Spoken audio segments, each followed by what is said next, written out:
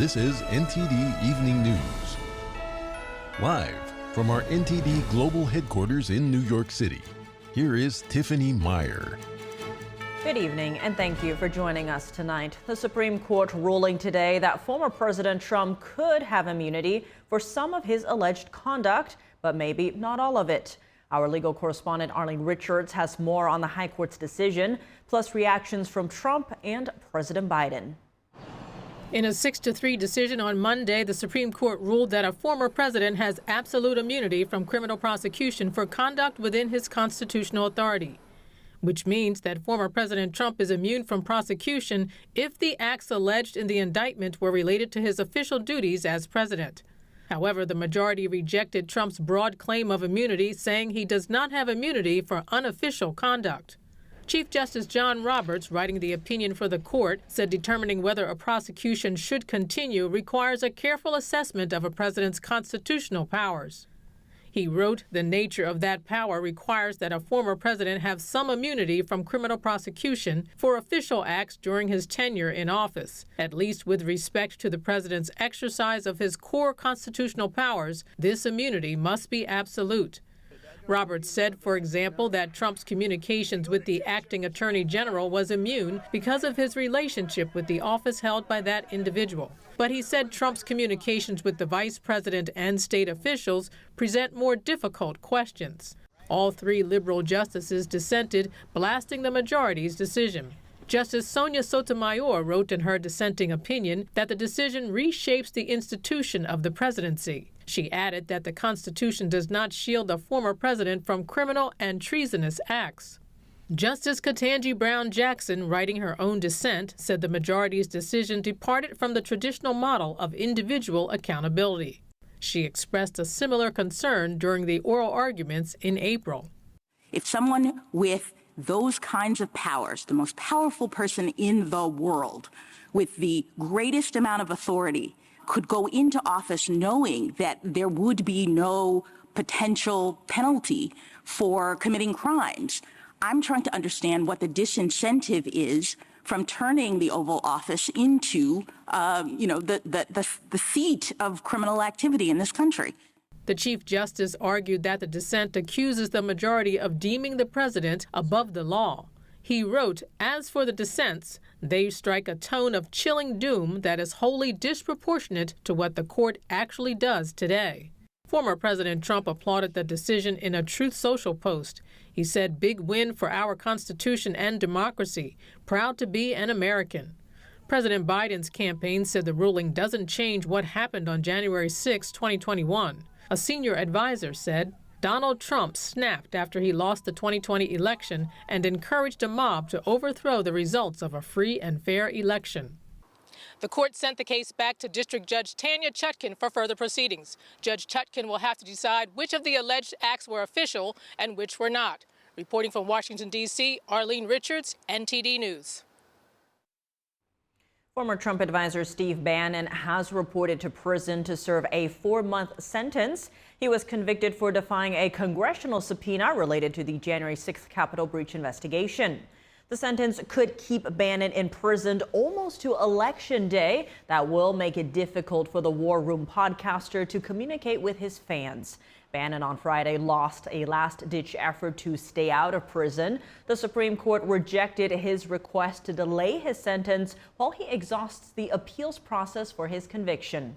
He was convicted in 2022 of 2 misdemeanor counts of contempt of Congress.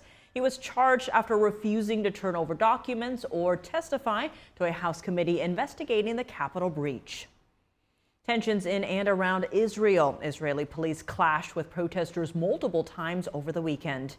Meanwhile, fighting in Gaza and Lebanon intensifies. NTD's international correspondent Ariane Pazdar has a Middle East update. Hamas over the weekend said that ceasefire deals with Israel keep failing. The terrorist group says that all Israeli troops have to leave Gaza for there to be peace. But Israel, meanwhile, continues with its goal to eradicate Hamas. Despite that, the U.S. State Department on Monday suggested it remains hopeful.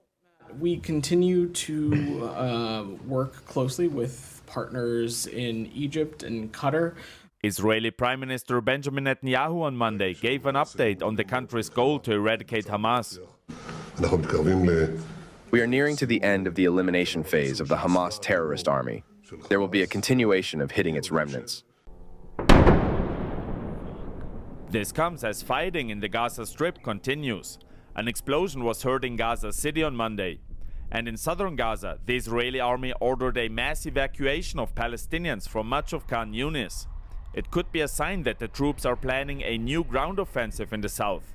Critics point out that Israel has been sending Gazans from one area to another for months now. The Secretary was very clear in Tokyo that there can be no permanent displacement of Gazans. But the State Department still praised Israel for sending the evacuation order and warning civilians of possible violence. Meanwhile, fighting also continues in the north. This video shows a rocket barrage being launched from Lebanon towards Israel on Monday. And the Israeli army released this video, appearing to show an attack on a Hezbollah military structure in Lebanon. And pressure is also mounting within Israel. Tens of thousands protested in Tel Aviv over the weekend for the release of all hostages. Whatever deal we can make happen needs to happen. The war needs to stop.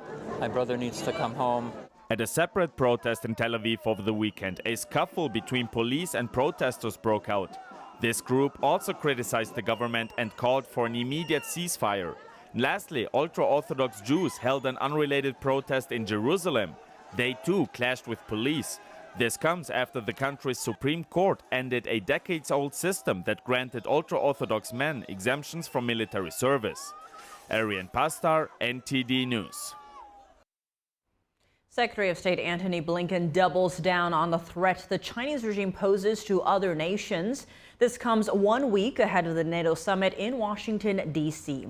NTD's Washington correspondent Jack Bradley has more from the State Department. Secretary Blinken called out the Chinese regime for supplying Russia with what it needs to carry out its war with Ukraine. This includes 70% of Russia's machine tools and 90% of its microelectronics, which are used to make missiles and tanks. For Europe, that means that one of the, arguably the biggest security threat that they face, the biggest since the end of the Cold War, China's playing a role in fueling that. Secretary Blinken also called out the fentanyl that's sourced in China. An April report by the House Select Committee on the CCP found that the Chinese regime directly subsidizes the manufacturing and export of fentanyl precursor chemicals. That's often mixed in or disguised as other opioids, so the user doesn't even know that they're taking a fatal dose. The #1 killer of Americans aged 18 to 49 is fentanyl. Secretary Blinken also pointed to the Chinese regime's Belt and Road Initiative, which is a series of infrastructure projects in over 100 different countries, but it has saddled many of those countries with billions in debt and failed projects. As long as it's the kind of investment that creates a race to the top, not a race to the bottom, not piling debt on country after country, not bringing in your own workers to build a project, not doing something that turns out to have really shoddy standards so that it falls apart in a few years, not ignoring the environment, not ignoring the rights of workers. When it comes to China, there is a fusion between the military and civilian sectors, and anything that quote-unquote civilian investment does automatically becomes the property of the state and the property of the military. And last week, the State Department released its annual Trafficking in Persons report, which cited concerns of human trafficking at these Belt and Road projects. Reporting from Washington, D.C., Jack Bradley, NTD News. A Chinese space rocket accidentally launched during a test and then crashed in a hilly area in central China Sunday. The rocket exploded, causing a fire. The company that owns the rocket says that there were no casualties, but Beijing does have a history of underreporting casualty information. NTD can't independently confirm if that's true. The first stage of the rocket detached from its test bench and crashed in hilly areas a mile away. France could be on the cusp of a notable political shift, which would impact policies at least for the next 3 years. The French Nationalist Party won the first round of parliament elections yesterday. Voters will choose between the top 2 finishers in the second round next weekend. NTD's France correspondent David Vives has more. French nationalist leader Marine Le Pen hailed the results of the parliamentary elections on Sunday, June 30th, as historic after her National Rally Party made significant gains. It's a historic result. The National Rally has never had a candidate elected in the first round of the legislative election. And today, several dozens of candidates have been elected in the first round. I think all of this is an element of great hope for millions of French people. With 34% of the votes, the National Rally might gain up to 310 seats in Parliament. The left-wing coalition and Emmanuel Macron's party received 29% and 20% respectively. Both groups plan to ally against the National Rally ahead of the second round of the election on July 7th. Notre objectif est clair. Our objective is clear: to prevent the National Rally from having an absolute majority in the second round, from dominating the National Assembly, and therefore from governing the country with its disastrous project. Thousands gathered in Paris yesterday to protest against the nationalist group. Protesters set up flares in Paris as they marched through the city streets, past smoking tear gas canisters and flaming trash cans. 70% of French citizens voted yesterday, a mobilization deemed exceptional by pollsters that gives even more legitimacy to the election's outcome. Le Pen has called on voters to grant the National Rally an absolute majority in Parliament. And if that happens, the president's party, Jordan Bardella, said he'd be ready to govern as Prime Minister. David Vives, NTD News, Paris. Welcome back. I'm Tiffany Meyer. Other than the highly anticipated decision on presidential immunity, the Supreme Court also issued opinions on 2 other cases today. The High Court declined to hear a case about laws in Texas and Florida meant to protect conservative viewpoints on social media. Those laws were blocked by lower court decisions in the Blockbuster dispute. The Supreme Court's decision not to hear the appeal means the laws will remain blocked for now. This delays a final ruling on the constitutionality of states' laws preventing online platforms from moderating their own websites. Lower courts will now have to sort out the major constitutional questions involved. In another case, the justices opened the door for North Dakota truck stop Corner Post to sue the Federal Reserve. Corner Post is fighting a 2011 Federal Reserve rule on debit card fees that have long upset retail companies. The government argued Corner Stop couldn't sue because the 6-year statute of limitations was already up, but the truck stop did not incorporate until 2017 after the 6-year window passed. Corner Post argued that it should have 6 years after opening its doors to file a challenge. The Supreme Court's ruling here could open the door to other retroactive challenges to agency rules. To unpack these 2 cases, earlier we spoke to Jonathan Houlihan, General Counsel and Director of Legal Operations at Citizens Defending Freedom. Jonathan Houlihan, thank you so much for joining us. Great to have you back on the show. Hey, thanks for having me on.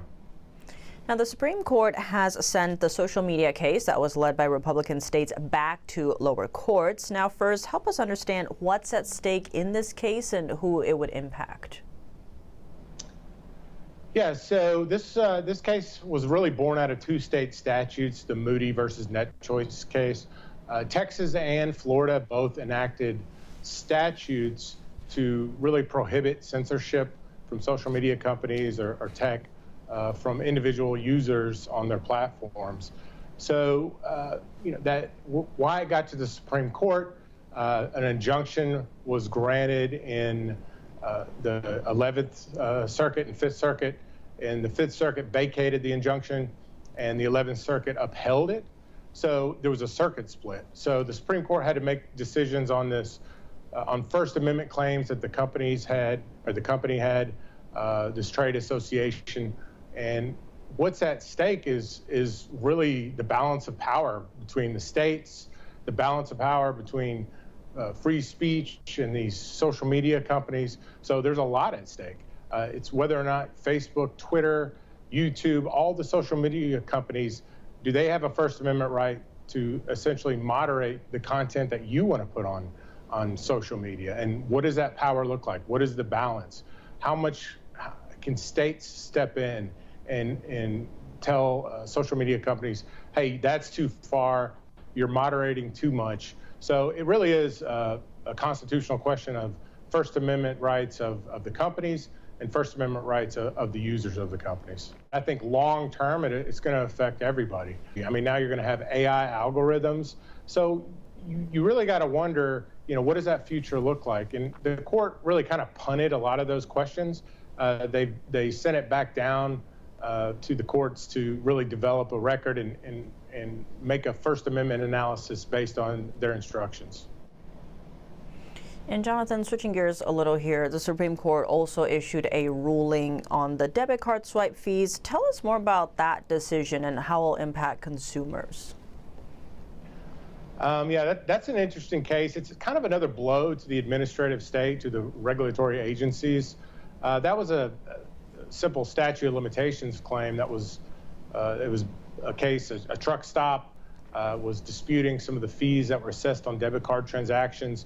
The truck stop didn't come into existence until 2017. Well, the regulation that set those debit card rates or those fees was implemented in 2011. So the question before the court was, hey, does the statute of limitations toll from when the regulation was in place in 2011? In other words, should this company have known about this when they came into existence?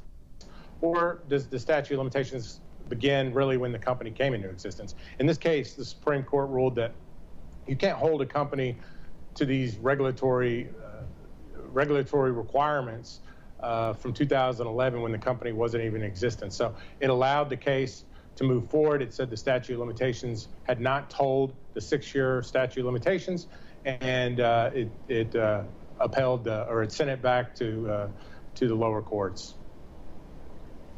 Jonathan Houlihan, thank you so much for your time. Thank you so much. Legislation goes into effect today in Florida, expanding law enforcement's authority to evict squatters and increasing penalties for offenders. NTD's Christina Corona has more on the new law. Governor Ron DeSantis signed HB 621 in March to tackle the problem of squatters and strengthen homeowner protection. The new law allows for squatters to be charged with trespassing and presenting false documents. The bill, which will give the homeowner the ability to quickly and legally remove a squatter from a property, and which will increase criminal penalties for squatting. The bill aims to empower homeowners to safeguard their properties without enduring prolonged and expensive legal procedures. What the squatters know is even when they're in the wrong, it's a massive process many times before they can be evicted, and a lot of times the process is very expensive.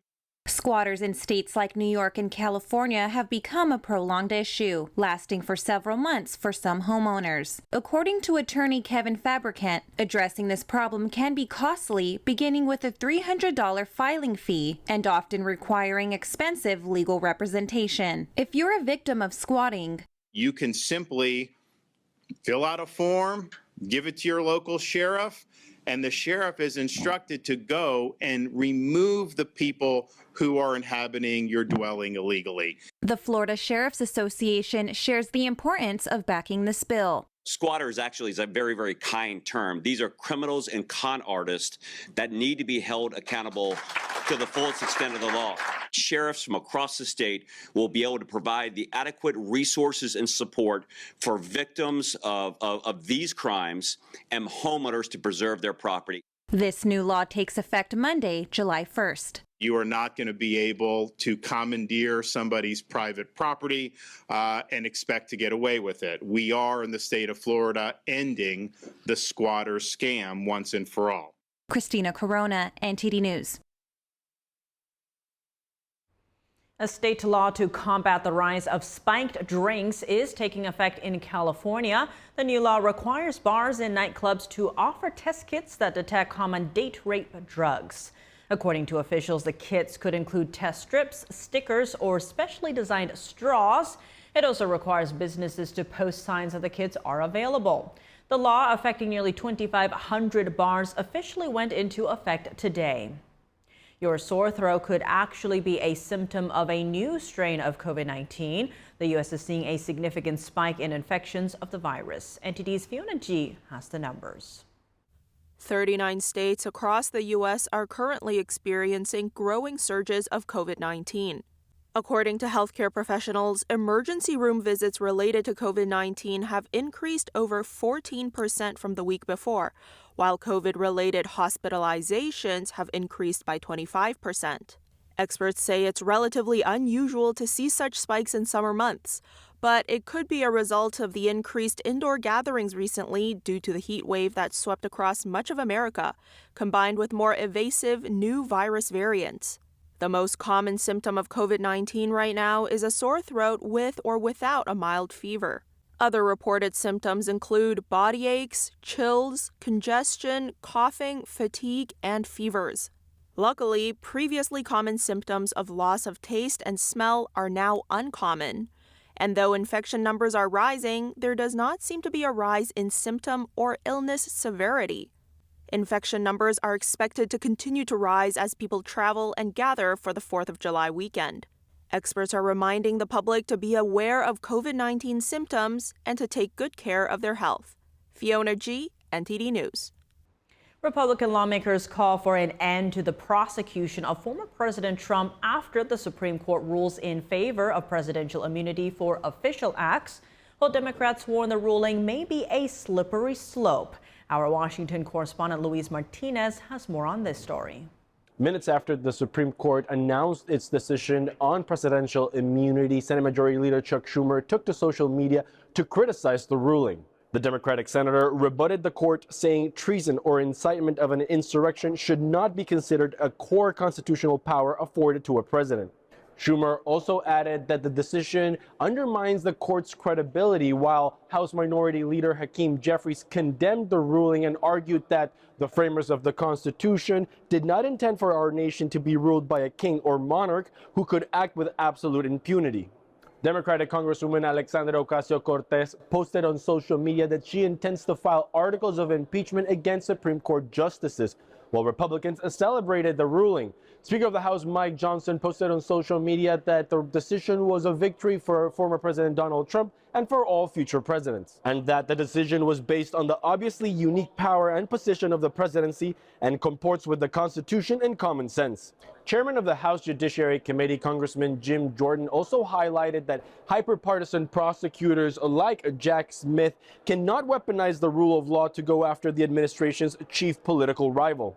House Republicans expect the decision to put pressure on Special Counsel Jack Smith and on the Department of Justice to put an end to investigations against former President Donald Trump, while House Democrats have signaled that they're willing to use the powers of the legislative branch to redress their grievances surrounding the Supreme Court. Reporting from Washington, D.C., Luis Eduardo Martinez, NTD News. And what do Americans think about the ruling? NTD's Sam Wong was outside the court to hear directly from voters on the issue. So the ruling is out. What are your thoughts? I'm excited. I had a feeling it would turn out this way. Everyone was pointing at Trump and saying how much is a victory for Trump, and I truly believe it's a victory for America. I think it was the correct ruling. The president has to have immunity from official acts. I think the first thing is really determining what official acts means and how do we identify that? How do we make sure that that standard is set and established clearly in the future? They just legalized what Nixon did. And when it comes to the actual things that are inherent in the Constitution, when it comes with being tried for high crimes and misdemeanors, you have the Supreme Court ignoring that. They want this rich demagogue 1% to be in charge so that they could get rid of regulations. They have billions of dollars that they could probably find some other planet or whatever it is to go on, and they will leave the rest of us here to perish. I think it's too bad the American people won't get to see a trial before the election. If you go after Trump, then you can go after other presidents. And so they have to walk a thin line. Do you think Trump was guilty for what happened on Capitol Hill on January 6th? Oh, yeah. Oh, for sure. Yes, he absolutely incited violence. Absolutely not. The only people responsible is the people, who acted out. Everybody needs to be held accountable for it. And I don't think Trump played a role in that, because he did say, go peacefully. It would seem rather strange that the person in charge of faithful execution of the laws does not have to comply with the law. If the American people wanted to take over the Capitol that day, they could have. But Trump supporters are law-abiding citizens. Joining me now to discuss the High Court's historic ruling on presidential immunity is Timothy Allen Simon, National Attorney and Professor Emeritus at UCSF Law and Golden Gate University School of Law, and Zach Smith, former federal prosecutor and senior legal fellow at the Heritage Foundation. Thank you both so much for joining us. Now, Timothy, I want to start with you. What is your reaction to this 6-3 ruling on immunity for official acts? I think when Justice Roberts talks about the core constitutional powers or authority of the executive branch, that's being the president, I think it was a measured and accurate position to take. My regret that it was split on partisan lines. I think that sends a bad message to the American people.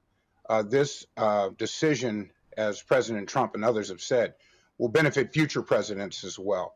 There are decisions that presidents have to make that are not popular decisions, or oftentimes for purposes of national defense, dealing with various domestic issues that could go to the line of whether or not they are immune. And I believe that the decision will allow the courts in most cases to make those decisions, even though Justice Roberts and the majority did lay out certain circumstances that they felt were absolute immunity. And Zach, what about your reaction and what this means for Jack Smith's election case against Trump? Well, I think it makes that prosecution much more difficult going forward. There's absolutely no chance that this case is going to go to trial before the upcoming election in November. And when you combine this decision with the court's decision from last week in the Fisher case, Jack Smith is certainly facing an uphill battle in bringing many of these charges against President Donald Trump.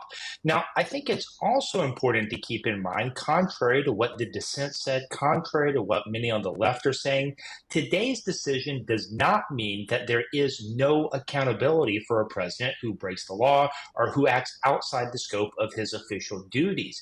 The impeachment process is still available as outlined in the Constitution, and if a president acts in his personal capacity or in his capacity as a candidate for higher office, then in that case, immunity would not attach to those actions.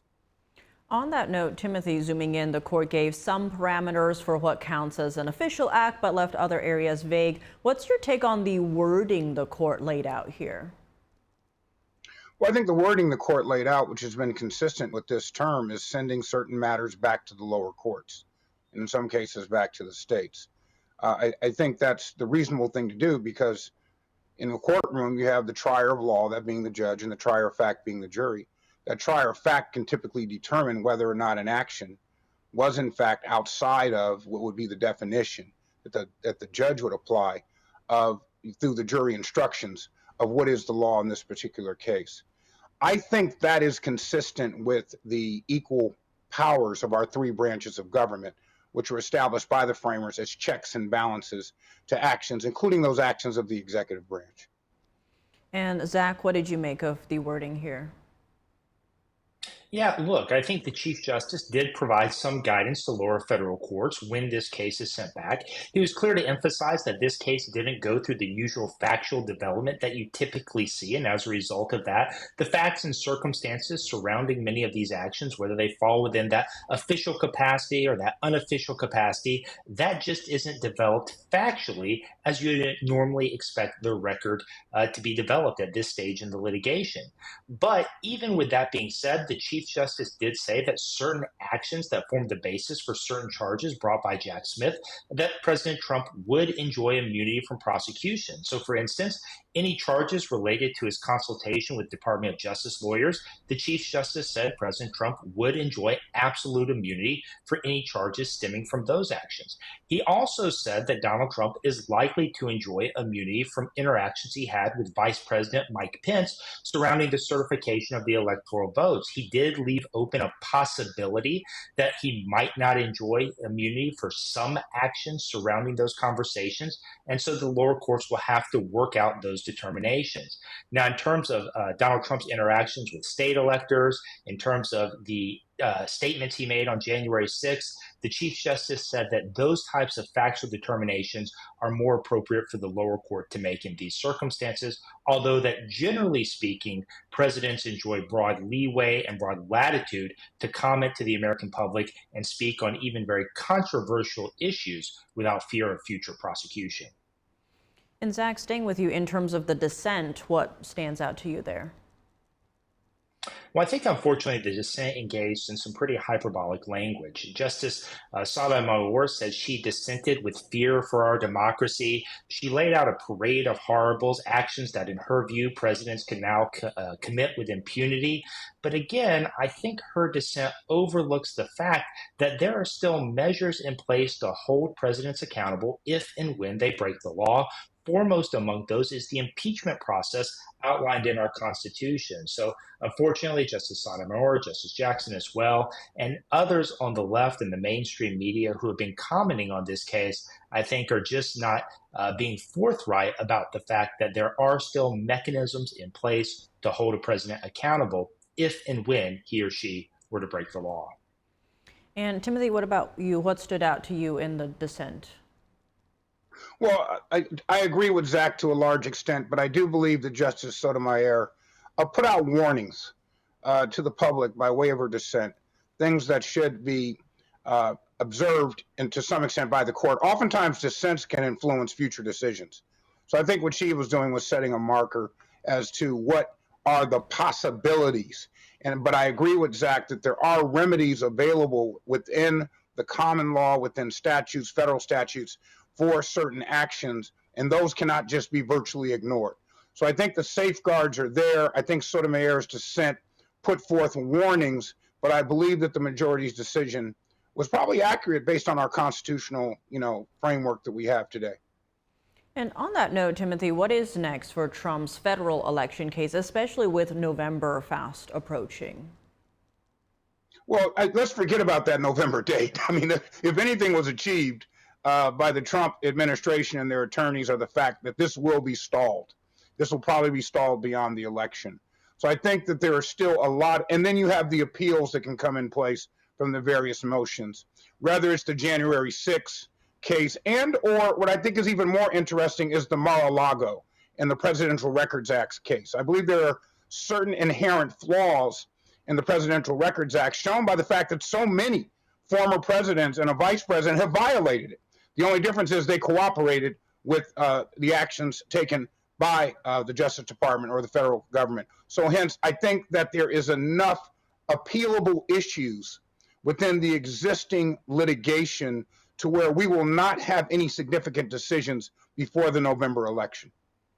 And Zach, what about you? Would you agree with that assessment, or where do you see this leaving Trump's other cases? Yeah, there's virtually no possibility that this Washington, D.C. case in particular is going to go to trial before the November election. One thing I will highlight that was very interesting was the concurrence that Justice Clarence Thomas authored in today's immunity decision. Justice Thomas agreed with the Chief Justice's majority opinion, but he wrote separately to emphasize that in his view, Special Counsel Jack Smith was unconstitutionally appointed.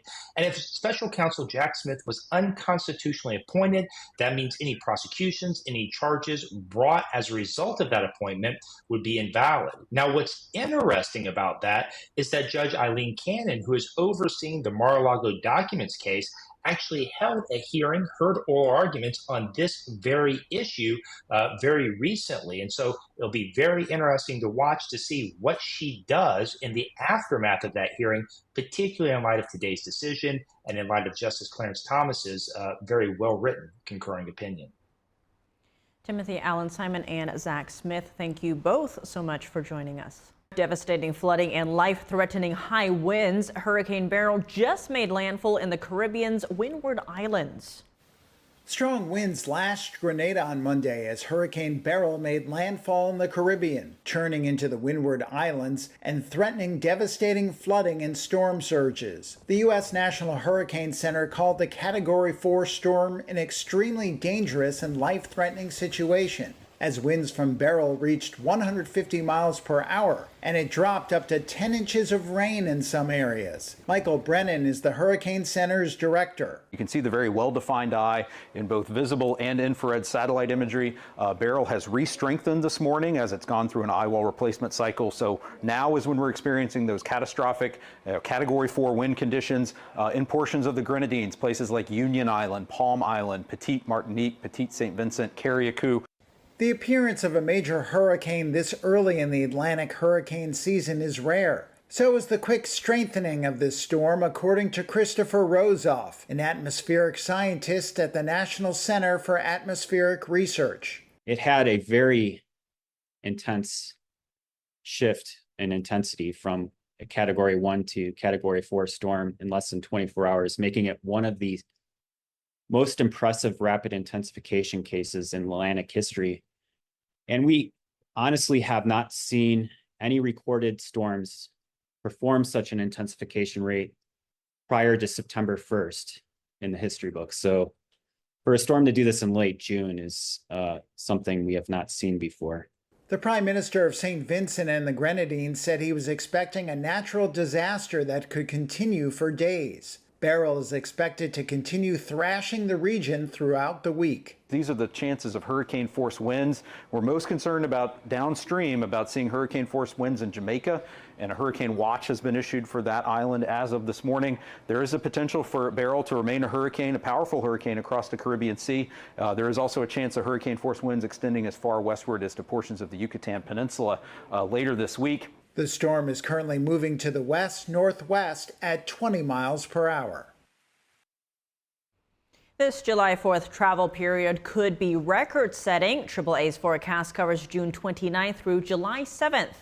It predicts more than 70 million Americans will travel 50 or more miles from home during that time. That would be the most ever for this holiday. The Transportation Security Administration says it expects to screen more than 32 million passengers from June 27th through July 8th. The agency says the summer as a whole might set a new record, and Independence Day tends to be when that travel peaks. One complication for vacationers is the weather. That includes heat advisories in several states today, more flooding in New Mexico, and the 2024 Atlantic season's first hurricane. And approximately 75% of fireworks-related injuries happen around July 4th, according to Santa Clara County in California. NTD's David Lamb reports. With 4th of July coming up, people will be celebrating Independence Day. But first responders in the county are concerned that fires would spark damaging homes and landscapes such as this. So that's why one of the county supervisors have been reminding people year after year on how to enjoy fireworks safely. So please go to the website to be able to observe fireworks so that you're not doing them yourselves. In terms of illegal fireworks, these are mortars, small pieces of dynamite. These can and will blow off your fingers and your hands. We see these every year. Unfortunately, these types of injuries are not repairable in most circumstances. A medical leader said when enjoying outdoor celebrations, be sure to plan accordingly this week, as much of the U.S. is expected to be above 80 degrees leading up to July 4th. Utilize sunscreen, wear light and loose-fitting clothing, stay hydrated with water or low-sugar sports drinks to avoid heat-related illnesses. Here's what locals tell NTD. They just like to celebrate because fireworks and 4th of July kind of go hand in hand. I guess if you're being responsible with them, I think it's fine. They have these drone displays, so they fire up 1,000 drones, and they're all synchronized, and they have this beautiful visual display. You could actually have speakers doing the bomb, the boom and so forth, and pop. Many agencies have events with professionals that take care of the fireworks. I don't like them. Not good for the pets, not good for all the noise pollution, plus the air pollution. All I see is negative. Maybe little kids may like some fireworks, but other than that, I don't like it. I personally love them, but it needs to be done in a safer way and kind of where it's permitted to happen. Because I know in San Jose and San Francisco in particular, there's a lot of people who find their own fireworks and set them off in like really dense areas, and that is not great in my opinion. Different states and regions have varying laws on which types of fireworks are legal or not. So check with your state's fire marshal office for the latest information. David Lamb, NTD News. And now for your sports news, we're joined by NTD's Dave Martin. Dave, a lot going on today, but let's start in the NBA, where the Philadelphia 76ers will reportedly sign 9-time All-Star Paul George to a 4-year deal. How does this acquisition impact the East? They immediately become Boston's biggest threat in my mind. I mean, the 76ers already have stars Joel Embiid and Tyrese Maxey, This gives him a third all-star, someone who can play on the wing, and he's a great two-way player. Now, I was never a big fan of the Clippers' big three of all-stars that George was part of in LA, because he and Kawhi Leonard played essentially the same position. But in Philly, Embiid is one of the best centers in the game. Maxey's a rising star guard. Now they have a great small forward to go along with those two. Now, this was reported by ESPN based on anonymous sources. NTD has been unable to verify them. If true, it's a great fit for the Sixers, I think. They'll be a tough out in the East, along with Boston and Milwaukee, if they're healthy. Moving to tennis news, Wimbledon starts today. Now, as far as favorites go, who are you looking to win here?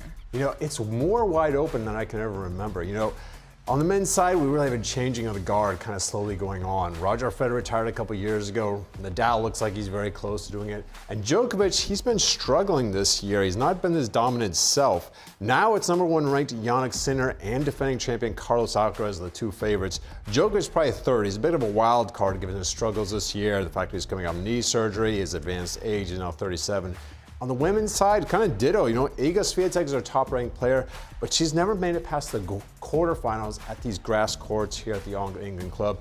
Ditto for Coco Gauff, who's the second-ranked player. And the third-ranked player, Aryna Sabalenka, is already out of the tournament with an injury. So we could have new winners on both sides.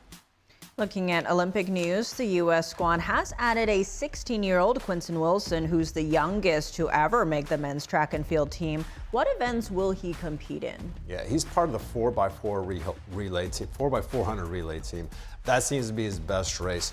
In fact, he ran the 400 meters in less than 45 seconds. That broke the under-18 world record, which stood for 42 years. And he did it multiple times at the trials last week. Now, he had previously tried to qualify for the individual 400-meter sprint, but was passed over. Now, just for reference, Stephen Gardner of the Bahamas won gold at the last Olympics at 43.85 in the 400 meters. The world record is 43.03. He's only a second off that. So, and he would have placed in the top 8 at the Tokyo Games with that mark.